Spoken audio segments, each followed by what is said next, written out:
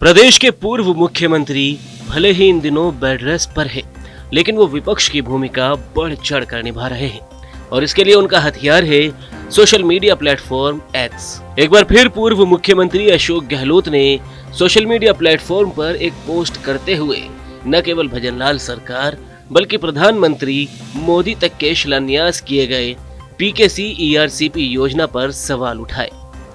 गहलोत ने लिखा, तो क्या खाली ही है ईआरसीपी का मटका? यह बेहद आश्चर्यजनक है कि प्रधानमंत्री जी ने मटकों में पानी उड़ेलकर पीकेसी ईआरसीपी योजना का शिलान्यास तक कर दिया, परंतु राजस्थान की भाजपा सरकार ने मध्य प्रदेश सरकार के साथ इस योजना को लेकर ऐसा क्या समझौता किया है जिसे जनता के सामने सार्वजनिक नहीं किया जा रहा।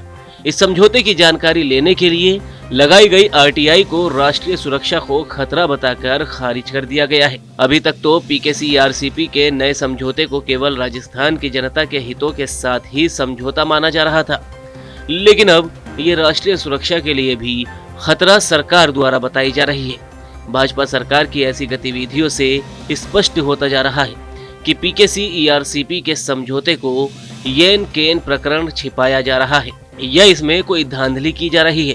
मेरा अनुमान है कि ये पानी को लेकर पहला ऐसा समझौता होगा जिसकी जानकारी जनता से छिपाई जा रही है। अगर जानकारी छिपानी ही थी तो प्रधानमंत्री जी से शिलान्यास करवाकर भ्रम की स्थिति पैदा क्यों की?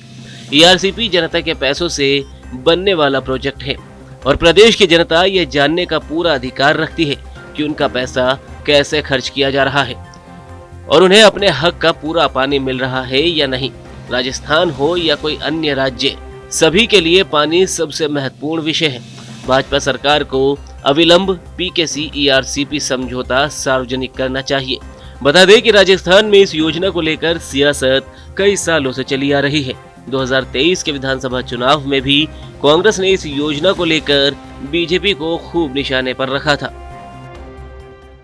ये ईआरसीपी का जो जुमला है जो आपको दिया गया, यही चीज थी। ये सिर्फ एक नहर की परियोजना नहीं थी ये, बल्कि दौसा और आसपास के 12 जिलों के लिए जीवनदायिनी गंगा के समान है। भाजपा के नेता और प्रधानमंत्री जी से सिर्फ जुमलेबाजी होती है इस पर। पहले आए थे तो कहा था ईआरसीपी को राष्ट्रीय परियोजना का दर्जा दिया जाएगा। दिया क्या? दिया? मैं चैलेंज करता हूं सरकार को, आप ईआरसीपी का समझौता उसका जो एमओयू है उसको छपाओ अखबार के अंदर, जनता को पता पड़े आपने कितना पानी अपने रखा है, कितना आपने दे दिया। तो काम करने के लिए ताकत भी चाहिए होती है, सिर्फ अफसरशाही से चाहे नहीं चलता। अफसरशाही और बाबू अगर सारा काम करते हैं तो जरूरत क्या नेताओं की? अगर सारे अधिकारी सारी बात जानते हैं, जनता संवाद उनका होता है, तो क्या जरूरत है एमएलए बनाने की? इस सरकार में अफसर हावी, इस सरकार में सत्ता के बड़े केंद्र हैं।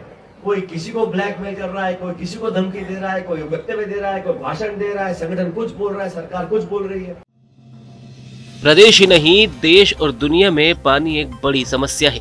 राजस्थान में ये समस्या इसलिए और ज्यादा बड़ी हो जाती है क्योंकि यहाँ का 60% से ज्यादा हिस्सा रेत से भरा है, जहाँ दूर दूर तक पानी की बूंद नसीब नहीं होती।